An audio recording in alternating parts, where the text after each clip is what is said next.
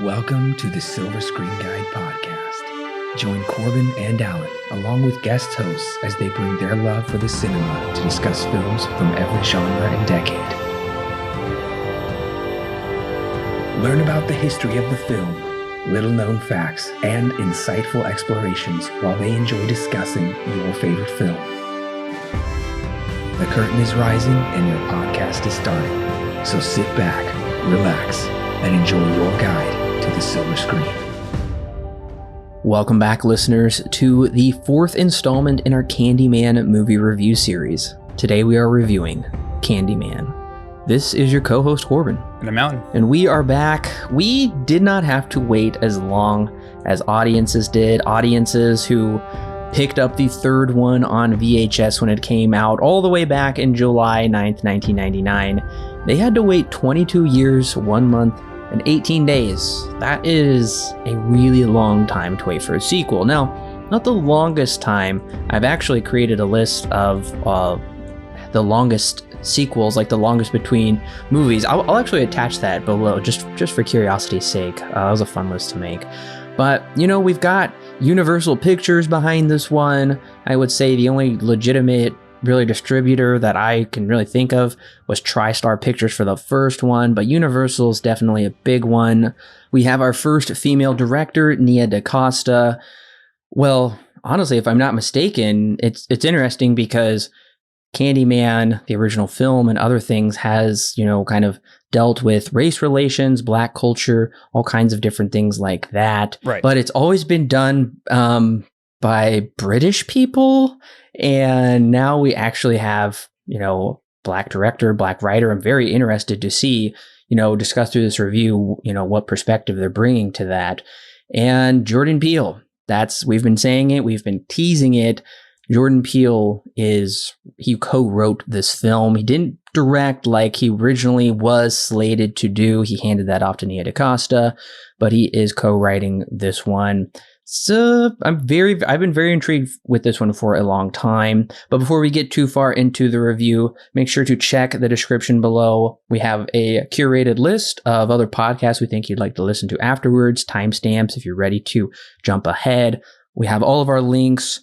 We have a ton of great stuff down there as well. You don't want to miss out on everything in the description below, so make sure to check that out. And while you're at it, go ahead and leave us a 5-star rating and a short written review. That is a great free way to support us, and that really helps us out. Well, Corbin, were you like me and tried to stay away from all trailers of this before we went to review it? Or were you too curious and caught a trailer or two of this movie because Jordan Peele's got his name on it? So I did actually catch a trailer or two.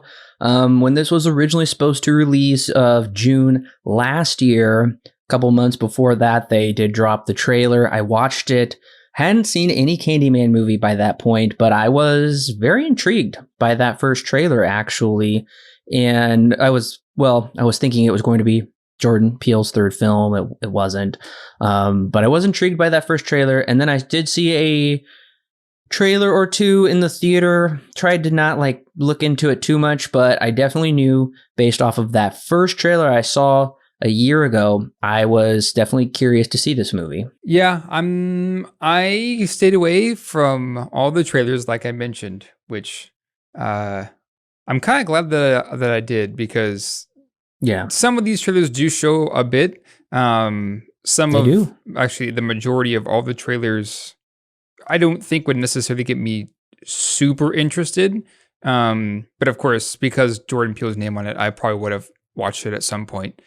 Had I seen only the one with the paper cutouts, the shadow puppets, had that been the only trailer that I watched, I would have been in.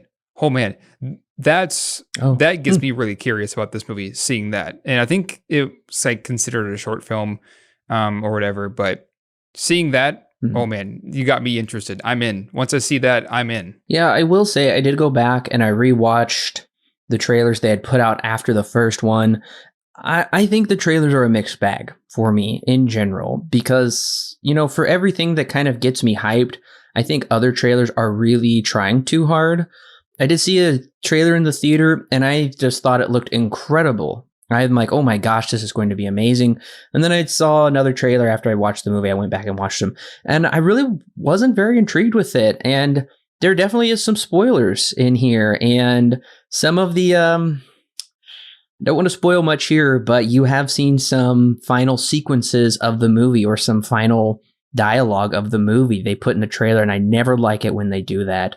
So if I hadn't saw that first trailer and I just saw these other ones and I didn't know anything about this and we weren't reviewing it and I didn't know it was Jordan Peele, I probably wouldn't be checking this one out. I probably would get it at Redbox is my guess. Gotcha. Well, listeners, if you have not seen Candyman yet, I don't blame you. It just came out a little over a week ago. That's why we are doing it a week after it's already been released, to make sure, people had time to go to the theaters, go and check it out. As we said in our guide to Candyman, it's theatrical only, so you do have to go check this one out at the theater. But I guess if you don't want to go see the movie and you want to know all the spoilers, we're about to spoil it right now. So listen at your own discretion, because we're about to get into the plot. We're about to talk about the film. You've been warned. Spoilers are up ahead. Aspiring artist Anthony McCoy lives with his girlfriend Brianna Cartwright in Chicago. One night, Brianna's brother shares the legend of Candyman and Helen, which sparks Anthony's curiosity. He later meets William Burke, who tells him the story of his childhood related to the Candyman legend. A local man named Sherman was beaten by cops who thought he was responsible for putting razor blades in candy. However, Sherman ended up being innocent. With this inspiration, Anthony makes an art exhibit based around the legend of the Candyman, but fails to gain any positive reaction. Later that night, the owner of the art gallery and his girlfriend are brutally killed by Candyman after they summon him, leaving Brianna to find them in the morning. Anthony later visits a critic who was at the art gallery to discuss his exhibit. When she heads into the bathroom, Candyman shows up to Anthony in the reflection of the mirror. After Anthony leaves, the lady is brutally killed in her apartment from Candyman. Due to his growing obsession, Brianna leaves Anthony. Later, a group of high school students summon Candyman in the school's bathroom, and they are all brutally murdered. Anthony visits his mother, who reveals to him that he was the kid in the legend who was taken. Brianna heads to the laundromat and is kidnapped by William and taken to Cabrini Green to witness Anthony's transformation. William saws off Anthony's hand and replaces it with a hook to complete his conversion. Brianna escapes and tries to hide in the houses of the abandoned neighborhood. William approaches her, and she kills him. The police show up, shoot Anthony, and arrest Brianna. In the back of the police cruiser, she's given the option to cooperate with them in saying that Anthony had provoked the police to shoot him. She asks to see herself in the rearview mirror before giving them an answer and summons Candyman. Anthony shows up and massacres the police on site, telling Brianna to tell everybody. The end. Well, one of the things I'm immediately struck by is these opening credits. Mm-hmm. This movie will mirror the very first Candyman in a lot of ways, as we'll talk about the Bernard Rose film. The opening credits are one of them. I gotta say, I love the opening credits. I love the opening score. It's not Philip Glass returning to do this score. We do get to hear his score during the closing credits, but the opening credits is downtown Chicago, and you even took some pictures of Chicago and said these were in the opening credits of Candyman, and I recognize that. And they're all inverted at a weird angle, and they're kind of like shooting into the fog with the music. I'm pulled in. I'm actually very excited just with the credits. Yeah, at first I was thinking maybe there's something wrong with the projector when the company, like the production company logos came up and they were mirrored. I was like, you're like, crap. Is something wrong with the yeah, I was like, is something wrong? I figured out pretty quick that that's how it's supposed to be. And I'm with you, Corbin. Once those opening credits come up and we have the shots of the skyscrapers in Chicago upside down into the fog, oh man, I'm in. The tone is set really quick. And it's something that I find to be very, very interesting. So I'm pulled in. Since we're on the same page here, we were pulled in pretty quick to how this movie opens, because it's a visual feast, I would say. It's interesting because it feels like it's a Jordan Peele-like aesthetic, but it's dealing with, a cult-like movie that of Candyman. So I'm interested. I'm interested to see where this is going to go. These opening credits are very interesting, and they really pull me in. So I'm with you. Yeah, those are the main credits. I forgot about the other credits where everything is mirrored, and I thought the projector was broken too, and I'm like, I'm not watching this movie mirrored. I'm not going to do it. I'm going to go tell someone. Right. but they do actually play the song from the Willy Wonka film, Candyman. I was a little surprised by that. I wasn't crazy about that choice. It felt a little too, I don't know, on the nose for me. It wasn't a big deal, but it was a little strange. I mean, did that take you off guard? Did you recognize that song from Willy Wonka? I did. It's been a number of years since I've seen Willy Wonka, but I did recognize it. Yeah. It didn't bother me, though. That's honestly going to be probably my biggest compliment of the film, though, is the cinematography. I think the cinematography in this film is incredible. You know, I feel like most shots are set up almost like a painting. There is somewhat of a two-dimensional aspect to them, but there is a lot of depth. And a lot of times we will start with really wide shots, and there'll be this really slow zoom in. It's kind of made me think of Rosemary's Baby in some ways.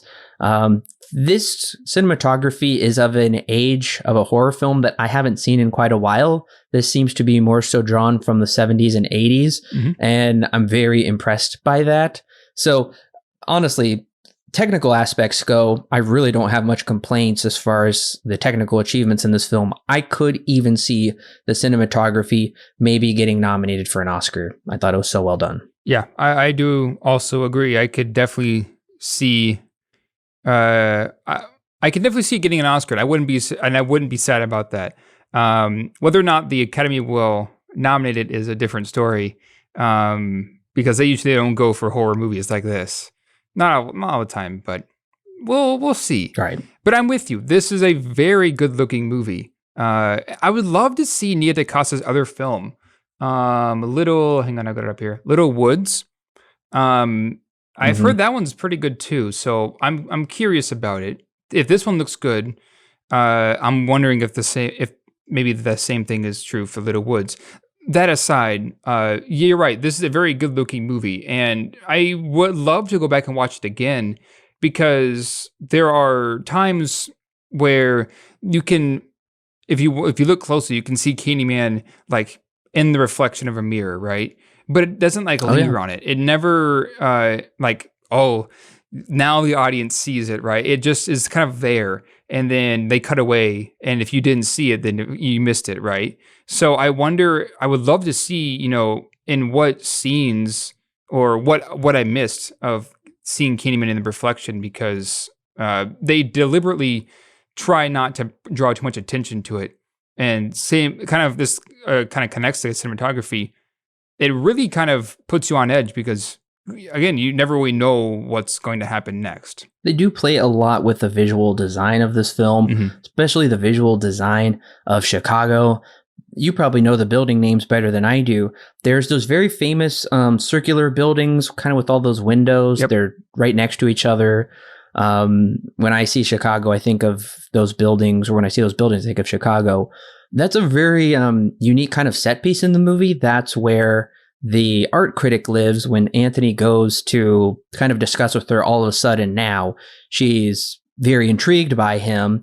She's just kind of a freeloader writing off of his new success, or his new infamy, I guess, because of the painting. Right. But I love kind of that whole scene when Anthony is walking down the hallway, and it's just like this never-ending circle until he gets to where he needs to go. And then he goes into the hallway, and that's when he really sees Candyman's reflection in the mirror, and it's mirrored with him, showing that he is kind of tied to Candyman in a way he's not sure of. Just the setup shot of that hallway, of that scene, I gotta say, Alan, this movie doesn't look like a 2020 movie. This looks like they could have shot this in like the 70s or 80s. It's bringing back an aesthetic that I just haven't seen in such a long time. And then when the camera ultimately pulls out after Anthony leaves the apartment, and there's all these different windows that we see of different apartments, almost like a beehive. There's all these little pockets until her body just rises up, and then she is murdered and strewn across the apartment. And you almost don't even catch it, because there's just so many other things going on. And that whole sequence is fantastic visually for just a number of reasons. Yeah, I definitely agree. That one stuck out to me as well. Just from him seeing, he's like came in his reflection to when it's pulling out, and it's you just hear the sounds of the city and that lady being brutally murdered in her apartment as it slowly pulls out. Yeah, I definitely agree. I feel like there are a few horror movies that are rather unique in an aspect like this. Right now, my mind immediately goes to, what's his name? Ari Aster. I got a lot of Ari Aster vibes off of this movie with like Midsummer or Hereditary. Because of just that sense of dread, the brutal violence, that kind of a thing, and the tone all feel like it's almost like a homage to Ari Aster almost. But I'm with you. There are a lot of creative sequences in this, especially that one in the critic's apartment, that are surprising and are really well done. Yeah, this film does a great job of building atmosphere because I went to go see this movie with my dad. My dad does not like horror movies, but he does love Hitchcockian type thrillers, type mysteries, just very macabre movies. We enjoy watching those together. So that was one of the things that he noted after he saw the movie, was this movie was very macabre. It was very unsettling throughout the whole thing. You never quite felt at ease, and you just never knew, what was going to happen, when Candyman was going to pop up. So they do create a pretty good atmosphere throughout this movie. One of the things I'm really actually eager to talk about is how they deal with Candyman in this movie. I was honestly shocked. I wasn't expecting this whatsoever. Candyman, for the large portion of the film, is actually not played by Tony Todd. It's played by a new actor, and it's not even the same Candyman. It's a different guy who Alan talked about in the plot. So they bring up this idea that Candyman really isn't just one person. There is kind of this legacy. And when you see Anthony revived as Candyman in the end, and you see all the different reflections in the glass, I thought, okay, this is a very fascinating idea. Having kind of multiple Candymans through the ages, that it's just kind of this, I don't know what you want to say, plague, this kind of haunting of, I guess you could call it racial injustice throughout the ages of America and different times. Right. Regardless of that, having different Candymans and having this one be a Candyman, I have a theory as to why this isn't Tony Todd. We can talk about that in a minute, but I want to know what you thought of that, Alan, because that surprised me.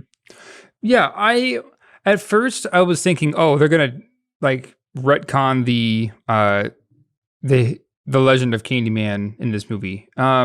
And they don't really do that. It kind of feels like they're going to do that at the beginning when Brianna's brother is telling, the scary story or whatever. But I was really excited to see, what different they were going to do with Candyman. And I don't think I was necessarily let down by that, because they do take a little bit of a different approach to Candyman, where Sherman he's kind of like, he's the Candyman of the story, because that's the legend that is made, I guess, the most known in the story because of what happened to William, because of what Anthony learns. He's played by Sherman. And so it makes sense that they would keep him as, I guess, the main face of Candyman. But like you said, at the very end, the legend of Candyman just kind of hops from person to person, it seems like. And we'll get into that in a little bit as to the thematic element of it.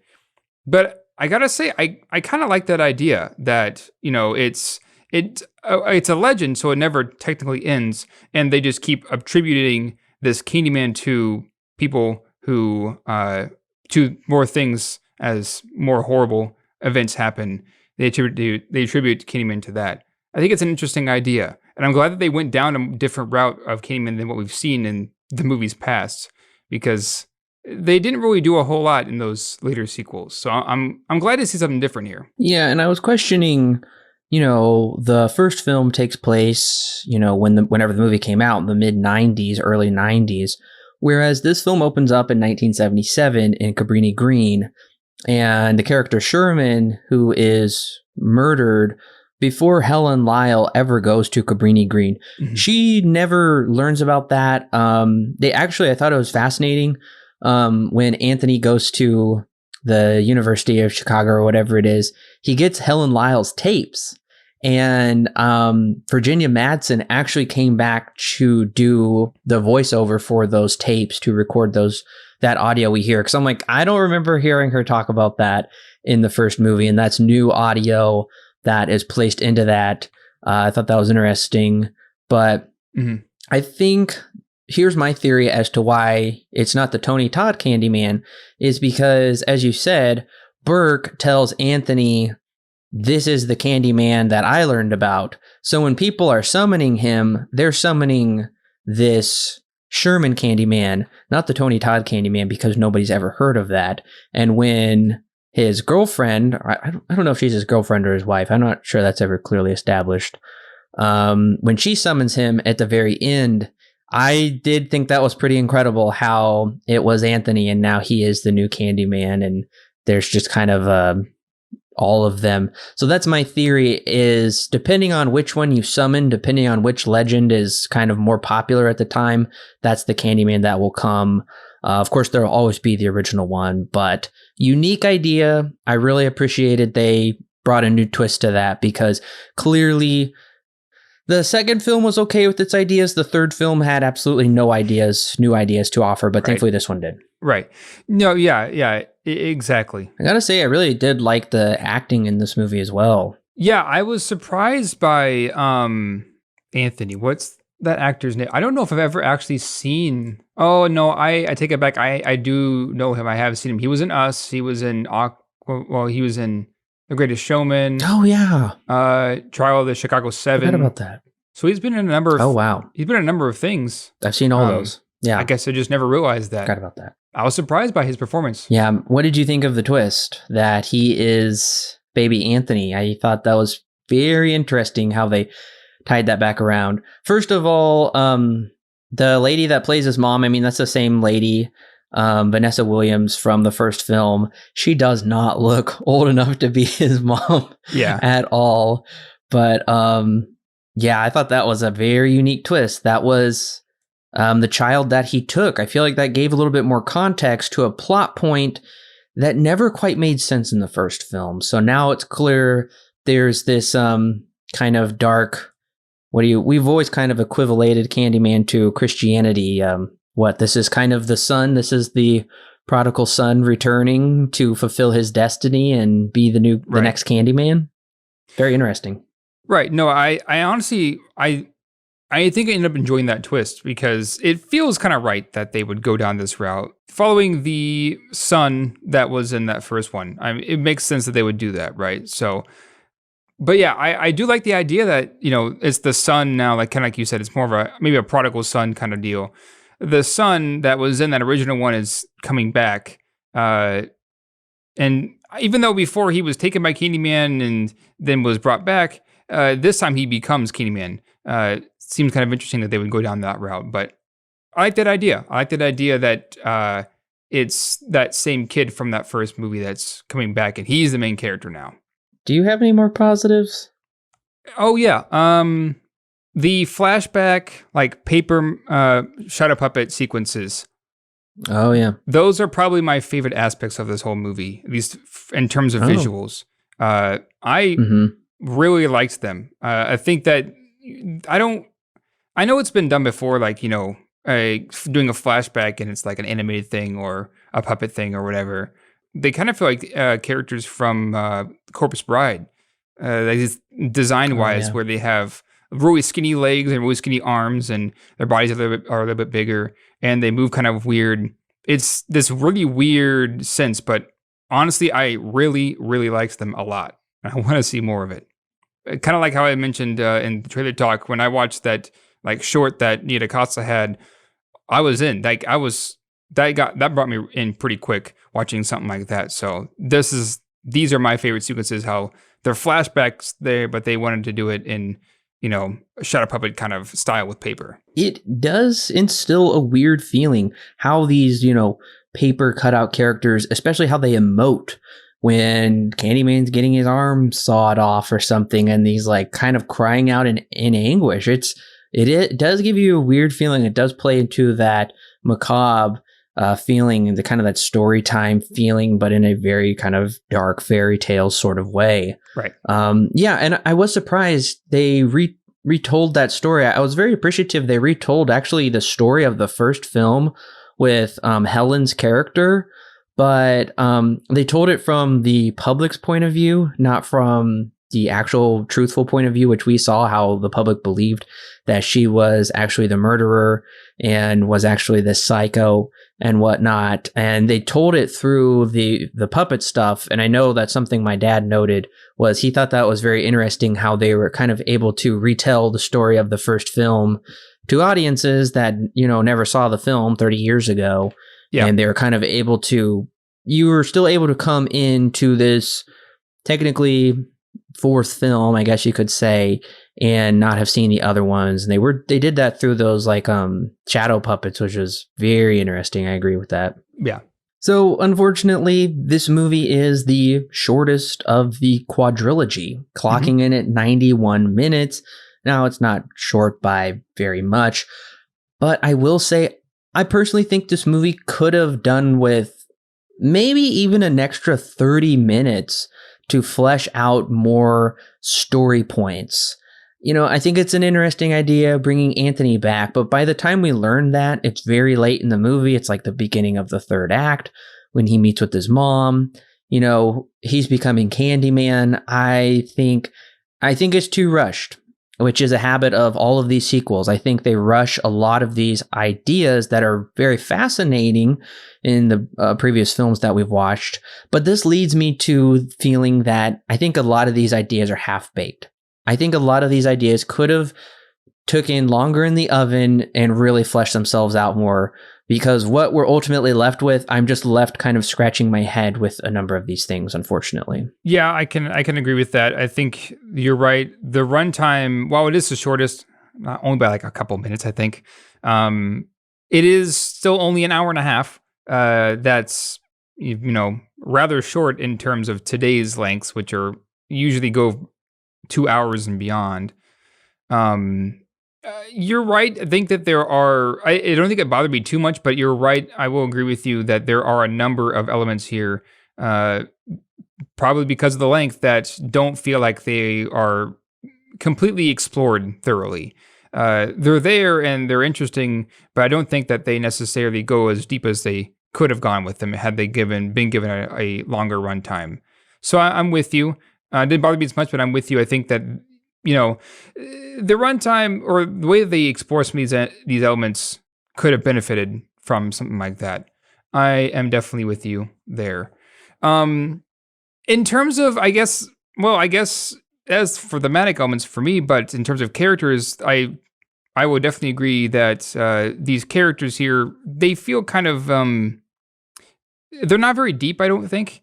There's nothing that when I walk out of the theater that I can pinpoint that, you know, this defines a certain character. Like the character of Brianna, there's nothing really special about her that I ever really pulled out of it when I walked out of the theater, I felt. In terms of how they define these characters and build these characters, I don't think really any of them, to me at least, felt very well-rounded or well-defined. Again, could be due to the length, you know, had they been given more time, this could have been a different story, but I feel in terms of characters that this is absolutely true. They feel kind of half-baked. Her character is the most head-scratching for me because she is given somewhat of a backstory. Her father was a tortured artist who, you know, I guess supposedly committed suicide in front of her by jumping out of a building, and she grew up pretty poor as well.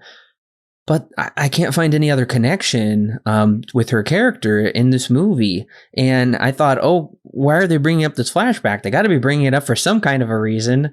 I guess she's can't escape from tortured artists in her life or something. I don't know. I was very disappointed her character is severely underdeveloped and is given very little point, except she gets to quote unquote tell everyone at the very end of the movie. I'm honestly just puzzled as to what's going on. I mean, we get to see her and her brother, and we really don't get anything else with her. I was very disappointed about that. I'm also very confused about the character of Burke, who seems perfectly normal in the beginning. and you come to find out he was the little boy that, witnessed the police brutally murder Sherman.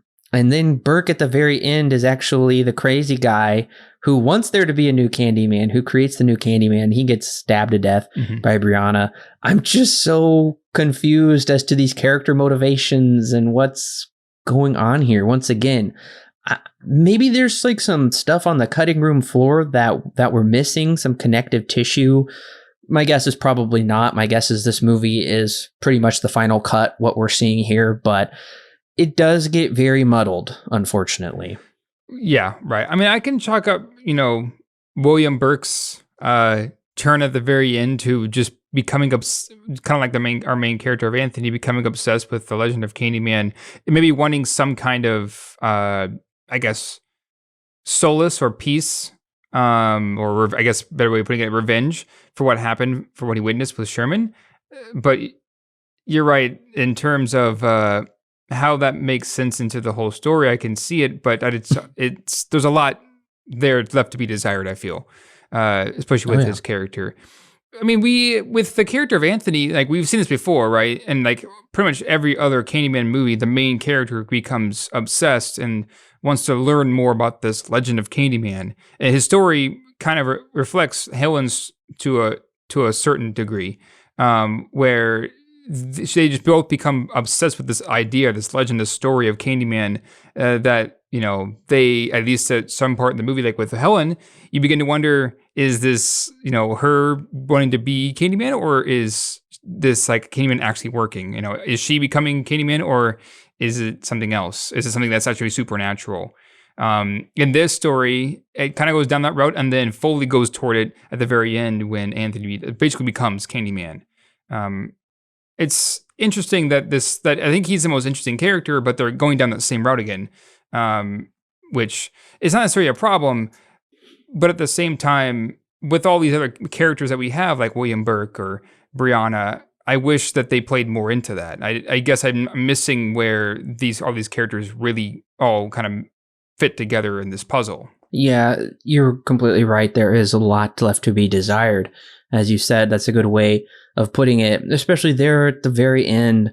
I think my biggest thing is probably, I will say throughout the whole film, I think this movie does take some story beats from the first one, where Helen Lyle, people think she's become so obsessed with Candyman that she is starting to imitate the murders.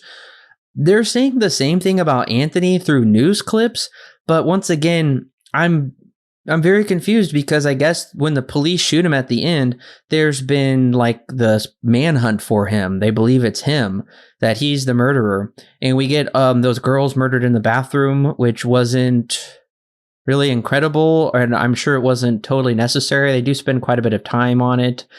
But once again, I feel like those story beats should have been fleshed out more, because I think that was a fascinating idea from the first film, is that Helen is become so obsessed that what if she does the killing?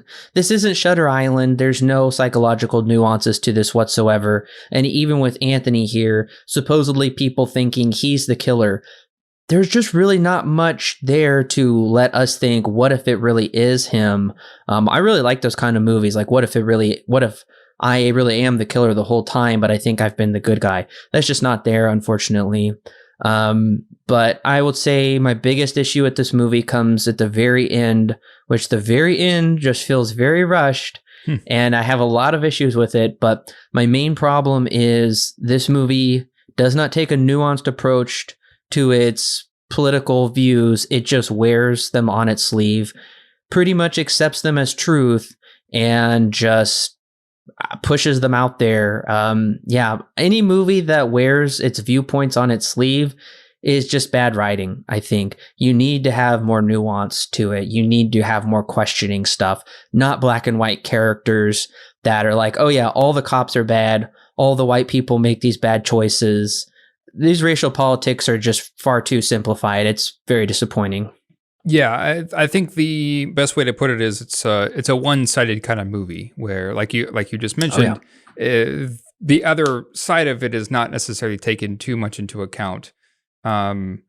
I mean, I'll say this. I do agree to a point that this is, a movie that is not necessarily one that, well, it's one-sided, right? The arguments here that they have and what they go for, don't feel like it's very well balanced. And again, that's kind of I think it's kind of what they were going for. I think they're showing that this is what they're wanting to say is, we believe that this is a big problem, and Oh yeah. X, Y, and Z, right? So I can see why they would go for a more one-sided approach to this, but you are correct. This is definitely a one-sided kind of movie. I mean, at the end of the day, we get a lot of Hollywood movies that I feel are just made for escapism.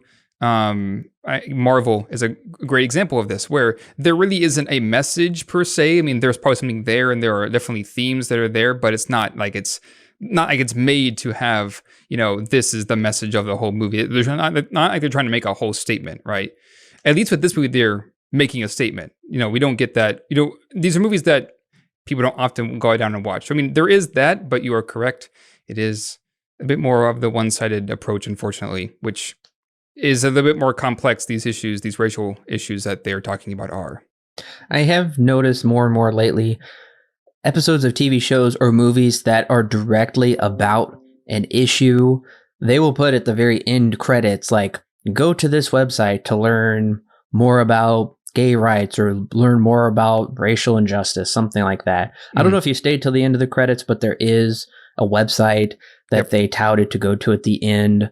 But yeah, I was talking about it with my dad afterwards, and I did actually also review the Amazon TV show Them, which is a very, very scary, definitely got under my skin look at racial politics of the 50s or 60s, I believe. That was a very interesting show, but I feel like that show had a little bit more to say than this one does. This one has... I'm honestly not even quite sure what it is supposed to say. I mean, I don't think this is probably going to help race relations any or make anybody like the police anymore. I think that's honestly very troubling, actually, to have Candyman come out and just kind of slaughter all the police, because there has been real incidents where police officers have just been gunned down, and in mass, actually. I don't know. This is very troubling, honestly, a very troubling end for me. Also, I'm just very confused what they're trying to say here, because Candyman is not the savior of the Black community. He's terrorized the Black community, and Burke wants there to be a new Candyman. Burke is the one that calls the police. So are they trying to say that it's not just the police and white people that are the problem? It's also the Black community that is perpetuating their own problems as well. Hence, Burke, the one calling the police and wanting to continue this, war with Candyman and a race war or something. I have no idea what they're trying to say here at the end. It's really weird.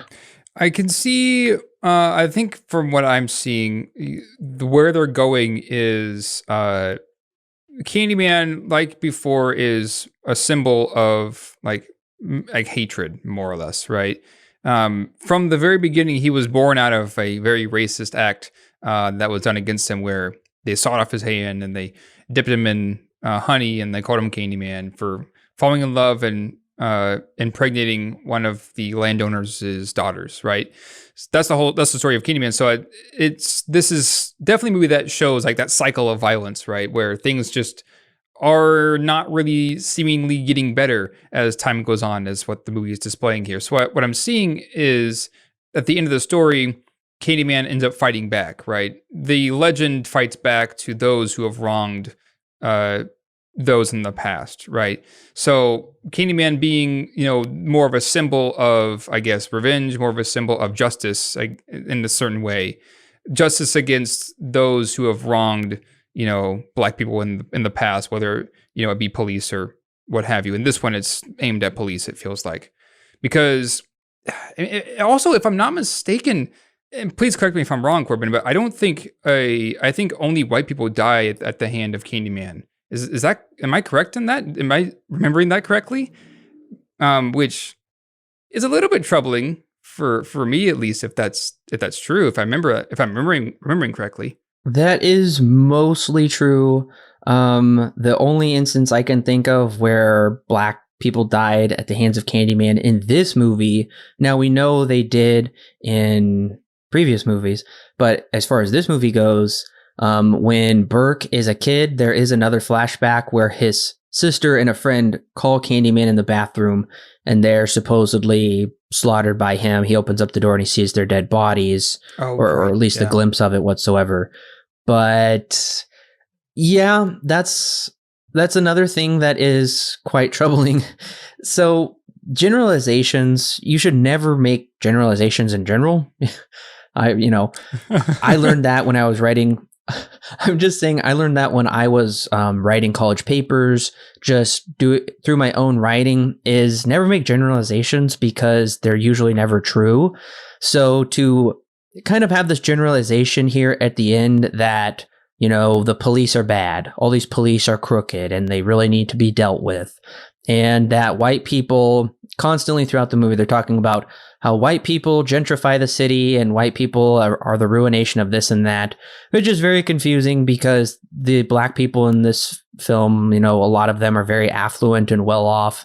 I'm just saying it gets really muddled here at the very end. And then Candyman does save her. He is the Anthony one now. He saves her, and then she goes, and we get to see Tony Todd at the end, which doesn't make any dang sense.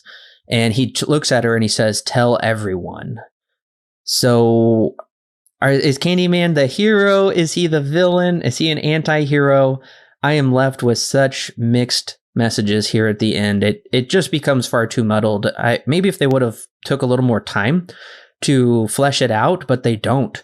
I mean, they just hammer it home so fast here at the end. It's crazy. Right. Yeah, I am curious, Alan, what did you think of Tony Todd's de-aged face just popping in there at the end? I guess I didn't realize that was him. What? Yeah. Oh, no. I'm trying to remember that scene. I know that it happened. At the very end, she walks down the road to find supposedly Anthony. Candyman is staring at a wall. He's like hovering. He turns around. The bees part away, and it's Tony Todd's DH face, and he says, "Tell everyone." And then it shows her, and then it cuts to just Candyman, and that's how the movie ends. It's very abrupt. Oh, yeah. It's very quick, too. It's very quick. Yeah. Yeah, it's a little bit weird, I guess. We at least get him back, and I'm okay with it being just a cameo, but at least we get him back, but it is a bit weird. Well, the lady in my theater behind me started clapping, so she was a pretty big fan waiting for this to happen, I guess. I guess so. Well, so you brought up the high school kids earlier, and I was going to bring this up earlier, and then we got on a different topic. But so the high school kids, when I was looking at the background, I guess I missed this when I was watching the movie because of there was a high school. If I remember right, there's a high school kid that was at the art exhibit that looked at Anthony's thing, didn't really do much about it, and kind of walked away. And then the art critic comes up later and whatnot. That's the same lady who decides to get her friends together and call Candyman in the high school bathroom. Right. I don't really understand it. I guess I don't know why they are focusing on these high school kids. And the critics kind of the same way. She all of a sudden has a change of heart to Anthony's work. At first, she could care less about it. And then later she calls him into her apartment to talk about it. And now she's all of a sudden suddenly interested. That, from what I read, because of what happened with the murders, then his exhibit becomes kind of popular. I didn't get that at all. I missed that completely in this movie. And looking at the plot summary, I was like, oh, I guess that kind of clears up a few things. I guess that kind of goes to muddled storytelling in this movie where not everything kind of makes sense, or it's just not explained correctly, or, I with the high school kids, I don't see where that's fitting into the story very well. Weird storytelling in some places. Yeah, no, that is one of my frustrations, because we do see this stuff happen, but Anthony only learns about it through the news. And I really don't like that as a way of conveying information in a movie, is just watching the news. And that is, like I said, very kind of confusing. The police don't just run in there at the end and shoot him just because they just want to shoot someone. They shoot him because Bert called them and said, hey, the guy on the news he's got a hook or something and he's coming after me, and he screams. And his exhibit is where the art gallery guy Clive, which is definitely a reference to Clive Barker, who wrote the short story. Mm-hmm. Clive and his girlfriend are slaughtered in front of his exhibit.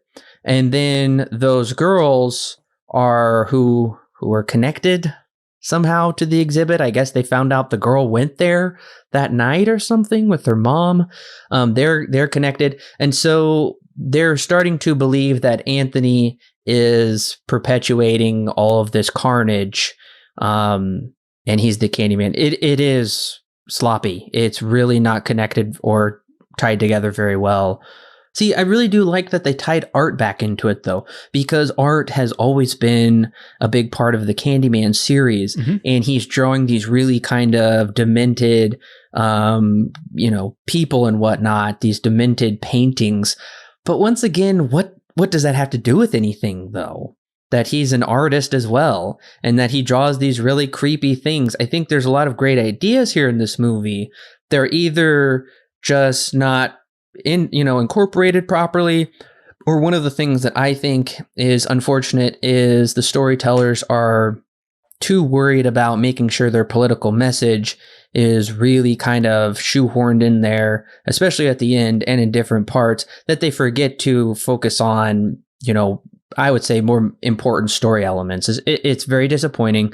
I was shocked because I was really going with this movie, but as the movie went on, I was slowly just not into it. And I think that's going to hit a lot of people that way. I think it's just going to be very alienating to a lot of people, mostly because of its political messages right. that are just not nuanced at all. Right. It's interesting because, had this come out when it was originally going to come out, it definitely would have, I guess, not that it doesn't, still, it's not that it's still not in the public interest, because it definitely is, but I feel like it would have been more fresh because of the whole George Floyd thing that happened a year ago. And it would have released in, June or July of 2020. It kind of would have, I guess, fit right in, almost. Had it come out a year prior, this definitely would have been more on the public's mind. Again, not that it isn't mm-hmm. still, but back about a year ago, it would have been, that was a hot topic then. That was like the thing around that time. Yeah, that's very true. It was definitely in the public eye at the time. Yeah, this isn't the first time I've seen, a story portrayed like this.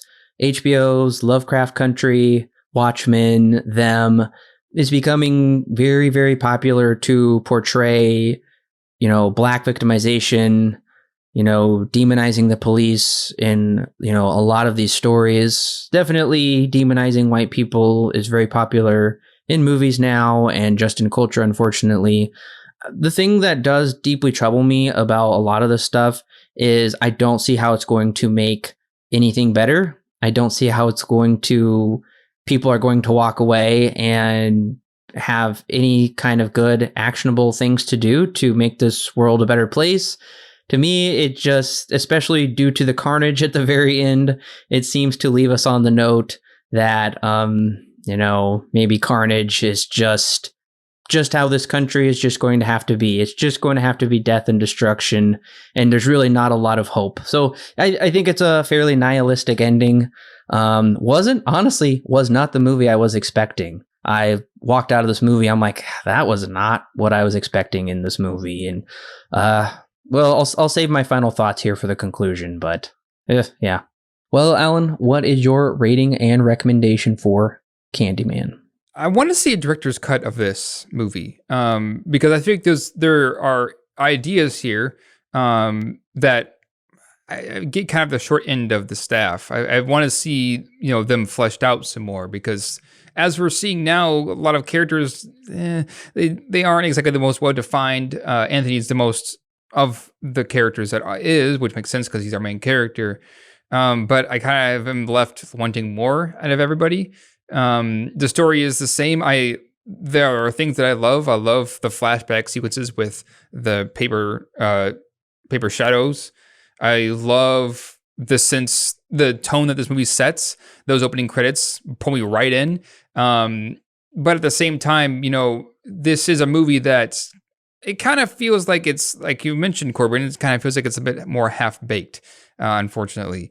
I want more out of it. I want to see where they were wanting to go. I want to see, I guess, the ideas here fleshed out some more. Whether or not I agree with it is a different story. I don't know, like you mentioned, it is very one-sided. We've talked about it, it's a rather one-sided story. Racial politics aside, it's a movie that I would love to see more of, but unfortunately, I just don't, I guess, get enough of, in the bad way.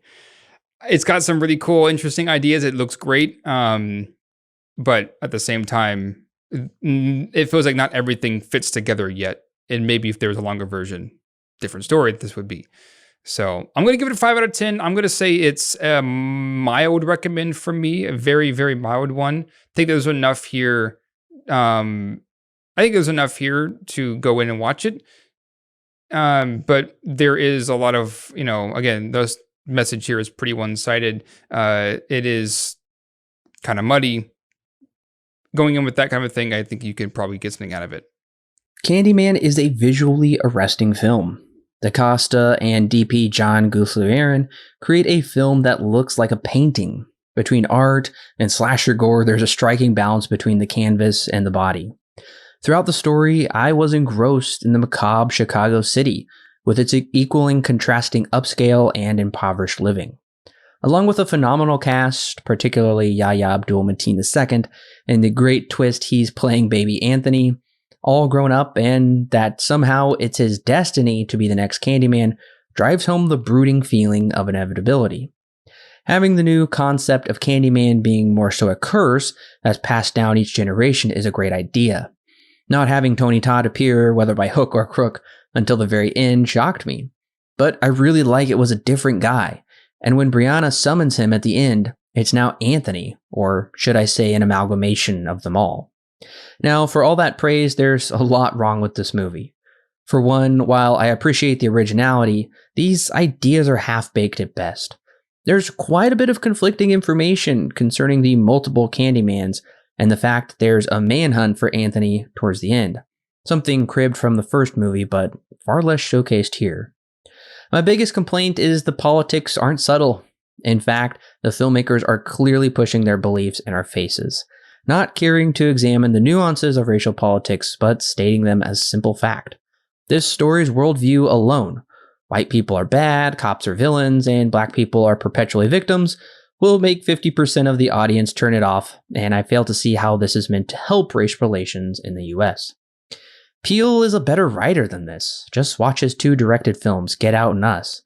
I'm thinking since he's only 1/3 of the screenplay and not calling the shots, we are really missing out on what he may have made into a great sequel. Unfortunately, this 4th installment offers me little to return to, and that's a shame. I'm giving Candyman 4 stars out of 10 with a solid not recommend. Well, I have yet to hear if there's going to be a sequel yet. I'm guessing so far, at least, it's looking like that might be the case, given that it made pretty good money back on its opening weekend and it's only been out for a week. Yeah. Very well, we could very well see a Candyman sequel in the near future, depending on how they want to handle it. We might. That would be interesting. Honestly, I don't know where they could go from here, though. I feel like the franchise is pretty much exhausted at this point. And, like I said, I appreciated the ideas they brought up here. I'm very troubled and disappointed by some of the other ideas they brought up. The other thing I want to mention, too, is that I don't really appreciate actually the fact that because Candyman, the first Candyman, really was born out of like when racism was very real in the US. And same maybe with Sherman as well in 1977, where the Civil Rights Act had just been passed, it had been about 10-ish years earlier. But today, I'm not sure I'm very keen on them trying to equivalize all of those things and trying to say that really nothing has changed and trying to portray this, brutality as still going on, because Burke even says that. Burke says it's still happening or something. And he's actually the cause of it happening. He's the one that calls the police and instigates the whole thing. And there is something to be said how white people sawed off Candyman's hand in the first one, and now it's a black guy sawing off another black guy's hand. Once again, interesting ideas. They just decide just to fly by them and not go into them, unfortunately. But You're right. There's a possibility that we could be returning to this because it's done so well. My guess is we won't. My guess is I doubt we're ever going to see a Candyman 5. That's just my guess, though. So looking at our average scores for the entire franchise, I have an average score of 5 out of 10, and you have an average score of 4 out of 10. And interestingly enough, you have, this is very confusing, but you have still recommended more of these films than I have. That's true. I think overall, this is it's hard to pinpoint this retrospective because you have two kind of bad eggs there in the middle that get kind of weird, and this one's controversial, even from an audience's standpoint. Sure. Those two are not great. I think overall, I don't know if I can recommend the whole thing. I don't know if there's necessarily enough there as an overall package. Yeah. To elicit a watch of them all. Yeah, with my 5 out of 10, that's still for me a mild not recommend of the series. I only recommended the first film. The second one was a very mild not recommend, but the final 2 sequels are in the red for me. Whereas with you, it's mild. You barely squeaked the first one over. Right. The middle 2 are a big no-go for you, and then the final one, you're kind of like, yeah, I guess. Right. So it's not a very resounding positive for either of us. And I mean, that's just the story across the board with all the scores. Average Letterboxd 2.9, average IMDb 5.6, average Rotten Tomatoes 49% critics and 48% audience, and technically an average Metascore for the first and last film of 67. So they're bad to just straight up split. I mean, yeah. No, this series has been kind of a bit of a rotten egg for us. I am curious as to your rankings, though. So in terms of rankings, it's going to go definitely the first one, then the new one, Candyman 2021, then the second one, then the third one. That's how it's going to stack up for me. So mine is going to be almost identical to yours. I'm just switching the second and fourth one. So for me, it's the first one all the way. I mean, honestly, I think just stick with that one and just forget about the rest. But for me, it's going to be the second one. I actually had a much better time. And like the idea is better in the second one than here. Then it's going to be the fourth one. And then the third one for me. There's the third one, well, not pure trash. It was okay. It had some semi-redeeming stuff to it, I guess. But no, this new one is better than the third one, I'll say. Well, is this one that you would maybe buy on Blu-ray if you saw it? Would you purchase Candyman 2021 on Blu-ray? I am going to have to pass on this one. I will not be adding it to my collection. Gotcha. I think I might pick it up. I probably wouldn't pay a whole lot for it personally. But I think that there's enough in this movie for me to say I'll pick it up. Well, now that we've talked about the last Candyman, what would you recommend other listeners watch after this? I'm going to recommend Get Out, Halloween 2018, and Rosemary's Baby. I'm going to recommend Gretel and Hansel. It's a relatively recent take on Hansel and Gretel story. Came out I think 2019, if I'm not mistaken. I put it on the other night. My wife said, no, I'm not watching it. So my wife made me shut it off. It's real short. It's like an hour and 20 minutes or something. If I remember right, it's short.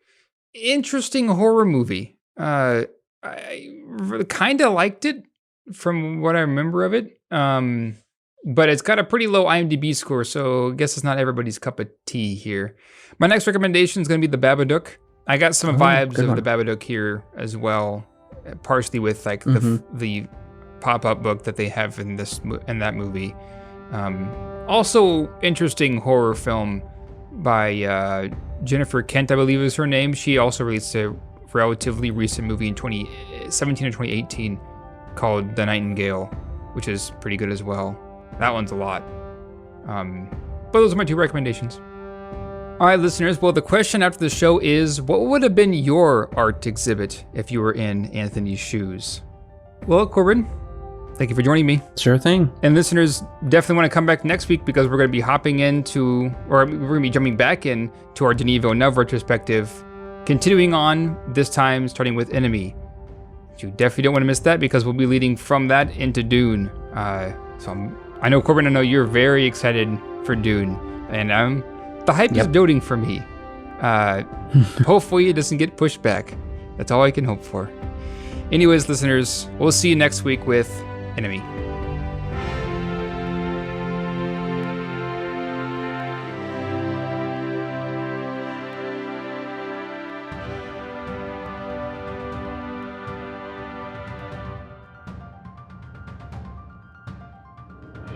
Hey listeners, it's Corbin. Don't forget to check out the exciting links in the description below that will connect you with more great movie reviews for your listening pleasure, and our YouTube, Facebook, and Twitter page, and of course our official website where you can read great articles and sign up for our free weekly newsletter. Also, if you want exclusive bonus content such as extra movie reviews, movie commentaries, and our thoughts on the latest movie news and trailers, plus more, then check out our Patreon page. It's a great way to help keep this show free, and it gives you great content that's yours to keep. All of that and more is found in the description below. Don't forget to subscribe whether you're on YouTube, Apple, Google, or Stitcher, or your favorite podcast service. And while you're at it, please leave us a 5-star review so other movie lovers can more easily find our podcast. We love talking about movies, and we love talking about them with you. So don't forget to share with your friends and family, and we'll see you next week, listeners.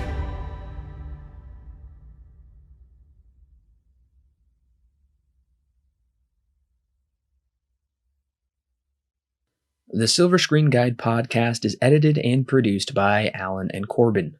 Intro and outro music is created by Thomas Rankin. The thoughts and opinions herein expressed are those of the individual and do not necessarily represent those held by Silver Screen Guide. Silver Screen Guide is not affiliated with any company or individual involved with the creation of this movie or TV show. No portion of the podcast may be used without express written permission from Silver Screen Guide. Okay, this is Corbin and Allen with the mainline podcast of Candyman 2021. It is 6:54 p.m., September the 2nd, and I'm ready to go to bed, and I don't want to go to work tomorrow. But I have to. I think you need a personal day. Yeah. Sounds I really like should take... I have a lot of off days. I need to take some... I need to just take a week off at some point. Yeah. But I do have Monday off, which will be nice. A local man named Sherman was beaten by cops who thought he was responsible for putting razor blades in candy. However, Sherman ended up being I keep wanting to say very innocent, but that doesn't make any sense.